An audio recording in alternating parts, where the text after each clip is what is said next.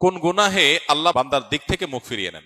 এই বিষয়ে প্রসিদ্ধ একটা হাদিস আছে, নবী সাল্লাল্লাহু আলাইহি ওয়াসাল্লাম বলেছেন, তিন ব্যক্তি এমন আছেন যাদের সাথে কিয়ামতের দিন আল্লাহ কথা বলবেন না, তাদেরকে আল্লাহ তাআলা পবিত্র করবেন না। এই মানুষগুলো যাদের থেকে আল্লাহ তাআলা মুখ ফিরিয়ে নেবেন, তাদের সাথে আল্লাহ কথা বলবেন না, তাদেরকে আল্লাহ পবিত্র করবেন না। সেই মানুষগুলোর মধ্যে একজন হলেন ওই পুরুষ, যে পুরুষ টাকনুর নিচে পোশাক পরে। পোশাক পরে বলতে যে পোশাক উপরের দিক থেকে যায় সেটা টাকনুর নিচে পরে, প্যান্ট, পাজামা, চাদর, লুঙ্গি, জুব্বা, জামা, এগুলো। মুজা যেটা থাকেই নিচে, নিচ দিক থেকে পরা হয়, ওইটা কথা ভিন্ন। তো এই যে মুসবিল যে ব্যক্তি টাকনুর নিচে প্যান্ট, পাজামা, লুঙ্গি ইত্যাদি পরে, এই ব্যক্তি, তার সাথে আল্লাহ কিয়ামতের দিন কথাও বলবেন না এবং তার দিকে আল্লাহ তাকাবেনও না, তাকে আল্লাহ পবিত্রও করবেন না।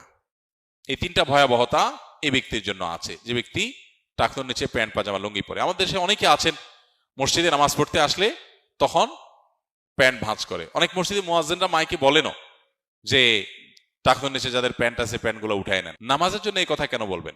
এই সম্পর্কে একটা জয়ীফ হাদিস আছে যে মুসবিল ইজারে নামাজ কবুল হয় না। হাদিসটা সহিহ সূত্রে বর্ণিত না। বিশুদ্ধ হাদিসগুলো সবগুলো হলো কমন এবং জেনারেল, সব সময়ের জন্য এটা প্রযোজ্য যে পুরুষ মানুষ টাকনুর নিচে পোশাক পরবে না। এখন বৈজ্ঞানিক গবেষণা বলছে যে এটা পুরুষের জন্য ক্ষতিকর। যাই হোক, সেটা গবেষণা কি প্রমাণ হয়েছে এটা বড় কথা না, বড় কথা হলো নবী সাল্লাল্লাহু আলাইহি ওয়াসাল্লাম নিষেধ করেছেন, বাস শেষ। অতএব এই ব্যক্তি, যে ব্যক্তি টাকনুর নিচে প্যান্ট, পাজামা, লুঙ্গি, জুব্বা ইত্যাদি পরে, এই ব্যক্তি থেকে আল্লাহ কিয়ামতের মুখ ফিরিয়ে নেবেন। খুবই ভয়াবহ কথা। 2 নম্বর হলেন ওই ব্যক্তি, যে ব্যক্তি কাউকে দান করে খোঁটা দেয়, অথবা যাকে দান করেছেন তাকে নানান কথা দিয়ে কষ্ট দেয়। দান করেছেন, আল্লাহর কাছে আশা করবেন এর বিনিময়। যাকে দান করেছেন তার সাথে আপনার কোনো আলাপ থাকবে না। দান করে খোঁটা দিলেন, কষ্ট দিলেন, খোঁচা মেরে কথা বললেন, এগুলো